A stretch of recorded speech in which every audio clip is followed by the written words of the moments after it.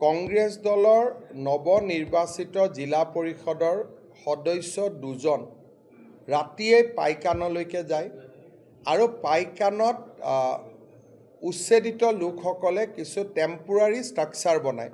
আপোনালোকে জানে যে গুৱাহাটী উচ্চ ন্যায়ালয়ে আমাক কৈছিলে যে তেওঁলোকক খোৱা পানী আদি দিব আৰু তেওঁলোকে কিছুদিন যদি টেম্পোৰাৰী ষ্ট্ৰাকচাৰত থাকিব খোজে তেওঁলোকক টেম্পোৰাৰী ষ্ট্ৰাকচাৰত থাকিব দিব।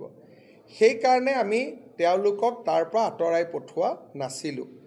তাতে থকা মানুহখিনিক এই কংগ্ৰেছ দলৰ সদস্যসকলে গৈ ৰাতি উচতনি দিয়ে।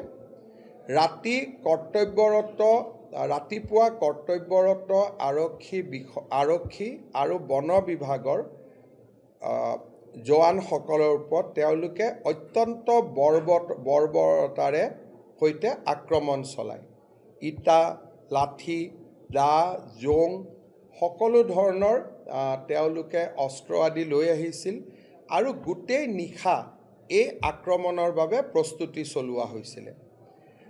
আমি তাৰ কেছ এটাও ইতিমধ্যে ৰেজিষ্টাৰ কৰিছোঁ আৰু প্ৰয়োজন সাপেক্ষে ৰাহুল গান্ধী আৰু মল্লিকাৰ্জুন খাৰ্গেকো আমি যদি সোধা পোছা কৰিব লাগে আমি সোধা পোছা কৰিম।